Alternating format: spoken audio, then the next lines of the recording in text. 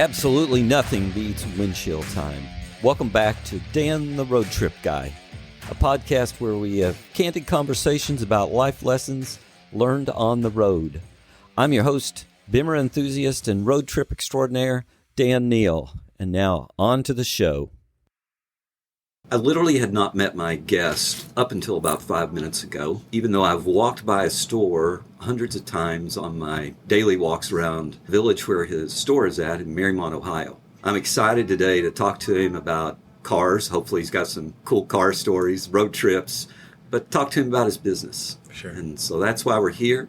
So welcome to the show, Trevor Furbay. Thank you very much. I'm excited to go down this road with you. Yeah, thanks for taking the time. Normally start the show off with just a couple minutes, tell people who you are, Sure, how you got here, sure, what you got Absolutely. going, and then we'll dive into the details a little bit later. Maybe I'll give you a little bit of background to who I am and how I ended up here, but I'm from Northeastern Ohio.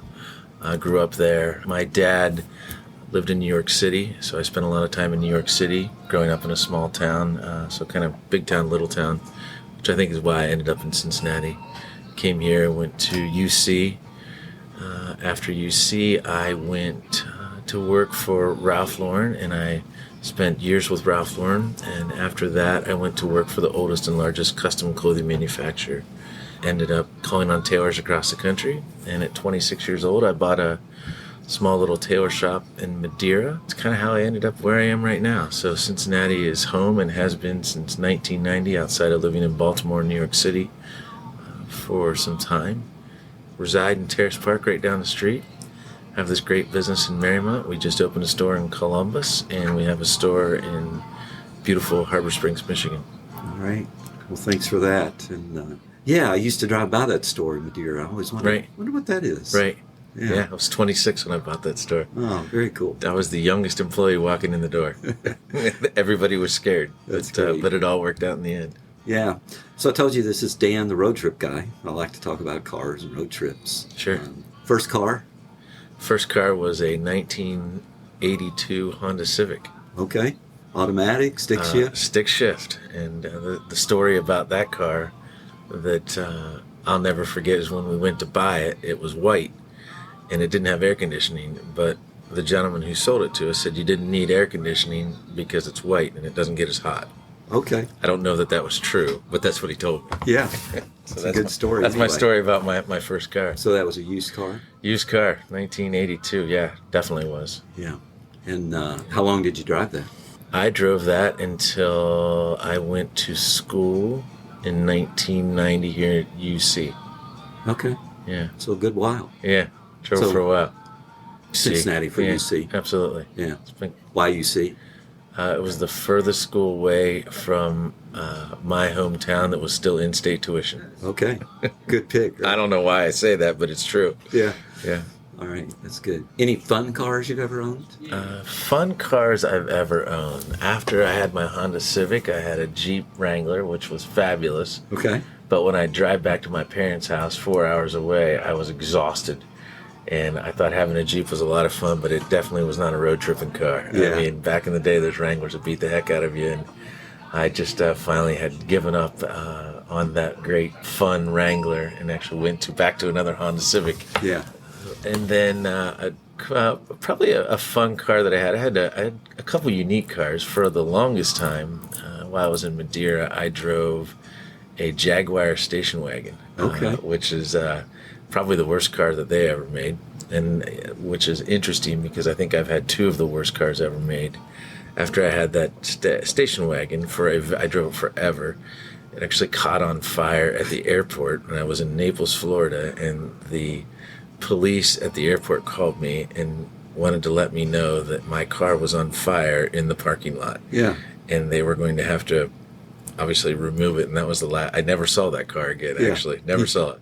And you were kind of glad? Yeah, it was probably time for it to retire. Yeah. I'll never forget. I couldn't believe insurance gave me $12,000 for that car, and it had to be worth about $5,000. But right. I wasn't. I mean, that was what they offered me, so I accepted it. Sure. My other kind of funny experience with a car would be the vehicle that my dad gave me, and I found out at the time this was, early 2000s maybe, and he gave me I think it might have been 1982 also, 380 SL, and I was all proud that he gave me this great silver navy blue soft top, and I don't know how old I was at the time, but I thought it was pretty cool running around. The thing had a lot of problems, and I remember at the time Dana Hackney who owned the Mercedes dealership at the time was a client of mine, and he came in. I had the car parked out front. I said, "Hey Dana, look what my dad gave me." And he looked at me and he goes, "That wasn't our best year. Actually, I don't know that was a real gift. You're going to have a lot of problems with that car." And needless to say, I ended up giving it to a friend of mine to junk it and get the cash from the salvage yard. Okay. It didn't last too long, and it just became, I thought, well, I remember going and saying, is it worth putting any money into? And everywhere I went, everybody's like, no, this car is not worth putting money into. Right. If you want to put money into it, buy another car. Those are my two fun car stories. Those are great stories. Thank you for sharing those. Sure. You a road trip guy? I'm a road trip guy by default. I spend 8 hours driving to northern Michigan a lot and 8 hours home. So my wife and I spend a decent amount of time on the road tripping to northern Michigan. Yeah. That one's more about the destination than the journey, though. It's definitely about the destination because I'm not real big on the journey to northern Michigan. I've found a way to make it work. So if Amy's driving, I've found a way to have a laptop or my iPad out and work. And then if I'm driving, she manages my phone, which, as you can hear, continues to go off. Yeah. I don't know if it's just most of my clients reach out to me, so it's a constant battle keeping up with my phone. So Amy, if I'm driving, Amy's managing the phone. So those are our road trips. I don't know that I've ever trying to think of any great road trips that I've been on. Nothing jumps out at me other than the drives to northern Michigan all the time. Yeah. Well, you might have to take one. Right, Yeah. Absolutely. Head west. Head west. That's my favorite. We live on the best road Well, that's true, right? that I can ever picture. It's cross country. Right. I don't know if you know that. Yeah, sure, Maryland, absolutely. California. Right. And I usually tell people, just fly to Denver, pick it up there. And go there. Yeah. Yeah, Unless you haven't seen Kansas, and then Kansas can be fun. I have not seen Kansas. That's probably one state that I have not been to, and I haven't driven. I've been on the West Coast and that far west, but I've never driven out there. I know my wife has, but I have not. It's an unbelievable journey. A trip I need to take. It's a trip you need to take. Oh, that's cool. Very So you talked about you're in the clothing business. Sure. Pretty much. My whole life. It's my your whole 30th life. year. Yes. Wow. 30th year on the sales force selling Okay. clothes. So you talked about your other store you had when you were young, but now you have 3 stores. I do. And what brought you to here? What brought you to Marymount? And you were in a small shop Right. down the street, and then you moved here. Better location, better storefront. I can't say that I knew originally it was going to be, the clientele was going to be so loyal, but moving from Madeira to Marymount really opened up closer to Hyde Park, so the clients that I had in Hyde Park, easier, just as close for those in Indian Hill. Sure. And then Terrace Park and Marymount people were very loyal. And I learned that. And I guess I knew a little bit. My wife's from here, went to school in Marymount. So I think she was a big part of me coming here. And she felt that it would be that loyal community that we needed or wanted. And it's been wonderful. It's a great community, great place. I love it here. And then Columbus, you went to Columbus because... Columbus opened 3 weeks ago. Yeah. I went to Columbus because 2 of our largest vendors weren't represented there. Okay. And the market, there are very few men's stores in Columbus. It's very strange for the city that size. It was just wide open. I mean, there's just not a lot up there. I took the plunge 3 weeks ago, opened up stores, a fabulous location. We're in a 200-year-old home, 1-bedroom home that the lady that was in it prior to us, she was born in the home and died in the home in her 90s. Okay. And we took over this small little 1-bedroom home, turned it into a little small clothing store, and it's a spectacular spot. And where's it? I lived in Columbus for a couple of years. It's in Dublin. And I Yeah. worked in Dublin. Yeah. Back when Dublin was nothing. Well, I've learned that, yes. It's come a long way from what I understand. Well, my wife and I went up last year. We drove through there, and we thought, Right. well, let's spend the night in Dublin. Couldn't believe it. So I'm like, where is Dublin? Because this is not the Dublin we knew when we lived there. So Right. That's great. It's a great location. Great Yeah. location. Are you near the old downtown area? So there's the Bridge Park area, which is brand new with all the new buildings, and we are across the river in historic Dublin. Yeah. We're in that old historic part. It's great. Sure. And that, from what I understand, that area's really come alive. It used to be, sounded like maybe a little run down at some point. Oh, it's very run down. Yeah, I mean, it was just not in a good spot, but it's really come, actually, historic Dublin is very cool now. Yeah. I mean, there's 3-4 great restaurants. The foot traffic is really growing. Jenny's Ice Cream, which was founded in Columbus, is there. They're doing really well. There's now a Starbucks. I mean, it's kind of gone to a different level, and it's time for us to be there. Yeah. We are pioneers being on South High Street. Sure. We're a bit of a destination, which is going to be a challenge for the next few months as people start to learn our brand. People here know me because I've been selling clothes in this town for 30 years. Sure. So we have to build our brand up there, but I'm excited to do it. Yeah. And then you're in Harbor Springs. Harbor Springs. That's is that purely new, or? That is interesting. We opened that during COVID when a friend of mine actually on purpose. Or? On purpose. Okay. A friend of mine who had a home up there called me one day, and he knew that I'd always wanted to have a resort store, and there was the prime location just sitting empty, and it was across from Kilwin, which was the big ice cream store right on Main Street. And he said, "Hey Trevor, the old kitchen supply store is empty, and there's a for lease sign on it." And I'm like, "Wow, you're kidding me." So I called them, and they wanted a lot of rent and whatnot. Well, then COVID happened just weeks later, and things started to get really bad, and they didn't have a tenant. And I said, "Look, if you want to rent it to me at this price, I can be open in a week." And I got a call, I think July 1st, that said we didn't rent it for the season.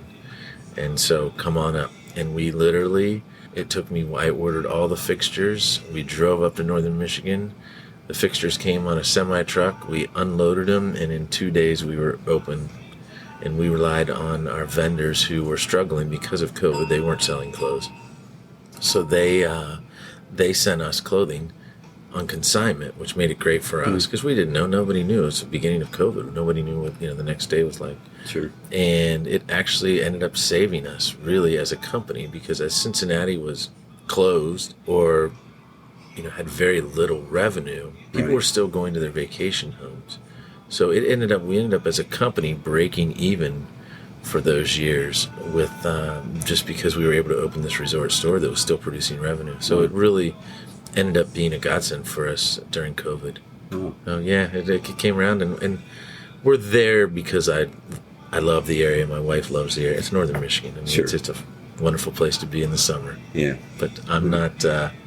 It's unfortunate that it's only 12-week season, short season, 3 months in and out.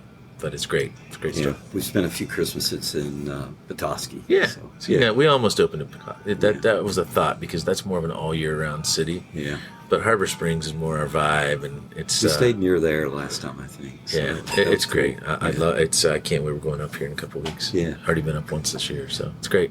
Now, do you also do custom tailoring then? So that is the kind of the foundation of what we do. When I worked for the oldest and largest custom clothing manufacturer in Baltimore, it's really where I learned my trade in my early 20s, calling on tailor shops. And so historically, custom has been 50% of my business. Okay. Making suits, sport coats, pants. We now have we have this amazing new technology that I can work with a computer, and we can make shoes, belts, sweaters. It's endless on what we can do, and now what we can make just using the computer and some fit models and whatnot. It's pretty amazing. Wow. Yeah, it's fun to see technology get to where it is today in an old world business that I'm in. Yeah, sure. Pretty cool. Question for you: what's on your bucket list? Bucket list. It's interesting. I was trying to think of something like that. What would be on a bucket list? I would say a bucket list would be traveling to Italy. Okay. So much clothing there, and I hope to do it actually sooner than later, but I've traveled in Europe, but I have not been to Italy, and it's definitely on my bucket list too. We have a show in Florence. It's called Pitti, that happens twice a year, so I want to attend that show and then go to the fabric mills and, of course, just enjoy Italy and the food and the wine, because two of my favorite things. There you go. I guess the bucket list entails clothing, but maybe that's just because it's a business write-off to get there. Yeah. Well, that would be fun. No, I'm excited to go. Yeah. Back to the clothing. Remember my question I was going to ask you now. Did you always know you wanted to be in the clothing business? When you're a young man, you're like, I'm going to be in the clothing Well, it's business. funny. My mom has a picture of me in a 3-piece denim suit when I was probably 8 years old. And I think I strangely have always been into clothing. Okay. And then I was fortunate enough to start working for Ralph Lauren when I was 19. And to find your passion at such a young age has just been wonderful because I've been doing what I love Sure. my whole, for a long, long time. So you don't go to work? No, I enjoy it. I love what I do. And that's why we keep doing it, keep growing and having fun with it. Yeah. Did you work for Ralph Lauren in New York then? I worked for Ralph Lauren. So there used to be a beautiful polo store here in the mall, believe it or not. Remember. Beautiful store. And so I put my best clothes on one day and walked in, and somehow I don't know why, but they hired me at 19 years old. And so I started selling clothes there at 19. And then I also, because my dad lived in New York City, I also worked for Ralph Lauren on Madison Avenue at the mansion that they had. Oh, okay, yeah, sure. It's a great store. And so that's kind of how I got my start. Yeah. My wife worked Laura Ashley. Oh yeah, in the mall. Absolutely, yeah. And it was that was late 80s. when those great stores were in there. It was. Yeah, there were some great stores in there when that mall first opened. Yeah. Amazing. Question for you. Also, if you could take a road trip, you've said not a big road trip guy, but that's okay. Right. If you could take a road trip, They don't have to be long. or you could just sit around and talk with somebody, Right. living or deceased, who would it be? Well, What would you talk about? Where would you go? I would definitely Drive that Jaguar, maybe. I definitely would take a road trip. Hands down, it would be with Ralph Lauren, and he's got all the cars. Oh, okay. So Ralph has an amazing car collection. So I met Ralph actually last summer out in the Hamptons, and I would love to spend time with Ralph. Okay. I've only met him once, and as long as I worked, it's just been my passion, and that whole brand is my passion. Taking a road trip with Ralph in one of his amazing vehicles would be spectacular, and I would do it at his ranch outside of Telluride and go through the mountains right. with Ralph. That would be my dream come true. All right. Perfect road trip. Yeah, absolutely. What's one question you might ask him? Gosh, that's funny. When I was in the Hamptons and I met him this past summer, I was speechless at the time, and I wish I could have asked him a lot of questions. And I couldn't. I was just like, it was amazing. But I would just love to hear his story from his end. I'd love to hear the story of Ralph from his words and how he got to where he is today. It's really what I'd love to hear the story from him. Yeah. He's an incredible guy and obviously a leader in our industry. So just to know his story from him and to hear it in his words would be phenomenal. Yeah, that's great. Yeah. So we'll switch it over. You've got some young people in a room. Right. Maybe they're aspiring business people like yourself. And Sure. What would you tell them? I would say if they want to be the good and the bad. Right. Working for yourself is amazing. Getting there requires moving forward every day to get to your goal. And I look at that in our business when we were opening Columbus. It became an idea, and I knew just through, I think it's probably my fourth or fifth store that I've opened. It seems overwhelming at the time. You got to buy the clothes, find the locations, find the people. A lot of people just can't imagine getting past any of that and can never move forward. And I feel for me, I look at it as just moving forward every day, taking one step at a time and always moving forward to get to your goal. And that's one thing that I've done for all of my businesses, just recognizing there's a mountain ahead of me and I just have to climb that mountain one step at a time, and you can get to the other side of the mountain. Yeah. What's the most difficult thing about being in business for yourself? Biggest challenge you face today, even? I would say the biggest challenge we face now would be people. We could open more stores. Finding locations, buying the clothing is the easy part. Finding people that have passion that want to run or sell clothing today is very difficult. And the other side of that would be the tailoring aspect of it, that we've changed the way we do our tailoring and how we source our clothing, but the tailoring aspect of it is very difficult. That's probably tailoring is. I worry that the next generation will struggle more than I do, because tailors, it's very difficult to find that talent. Yeah. They're like none left. Not on the degree list, right? No, it's not. It's unfortunate. A great tailor can make a 6-figure income. Yeah. It's kind of like plumbing and electrical work. Nothing wrong with the trade. Nothing wrong with the trade. Absolutely. Absolutely. You spoke of opening other stores. What's the What's the vision out there? If you can share that. No, I can definitely share it. Columbus is the model that I want to move forward with. The difficult part about this store is it relies so much on me. And the beauty of Harbor Springs is nobody knows me. So I can sit in that store. We have this great little director's chair, and I can sit in the store and watch it all happen. Here, everything is really based on me and my vision and people walking in the door, and that's difficulty. Columbus, I'm trying to build a scalable model that can stand alone and possibly open more stores. Indianapolis is definitely on my radar. Once we continue to build the process with Columbus, but I think Indianapolis is on the radar, and then possibly a store in the South, so we can transfer our goods from Michigan to somewhere in Florida. So, we sell shorts during, the summer in Michigan, but then they sit there until next year. We can take those goods and ship them down to a Florida store. Sure. Again, it's about vacationing. I'm not good at vacations, and Harbor Springs is a way for me to go on vacation and still have to work. Yeah. Because I love what I do, so it's not work. And I play tennis, I don't play golf, so, maybe I spend an hour or two playing tennis in the morning, but my vacation would be just hanging out at the store. So I would like to have a store in the South that I could vacation in the winter and still be able to work. Yeah. I grew up in, my grandparents started a grocery store, and my mom worked it, my uncle took it over, and I worked for him. But 7:30 to 7 every day, 6 days a week. Never saw him take a vacation. And I think he just loved the people. Yeah. And of course, everybody walk in the store. Is Earl here? Right. And so I'm sure that's it is. Yeah. here. Yeah. It's Trevor. But that's a good thing. It's a good thing. I feel I'm very grateful that people walk in and ask. Yeah. It actually, there are times that I'll shut the door at 6 o'clock or 7, just kind of step back and look at the day and think, gosh, I can't believe how busy we were. And all those people just walked in the door to buy clothes from us. Like, that's amazing to me. It still is amazing to me that people just walk in the door. Yeah. Like, we've built a brand where people come in to buy clothes, and it's very rewarding. Well, good. Thankful. Well, I think we're about to the end of our little road trip conversation here, and I really thank you for taking the time. I've enjoyed it. I wrap up my show by giving my guests an opportunity to promote themselves, Sure. the store, charity, Absolutely. whatever you want to share.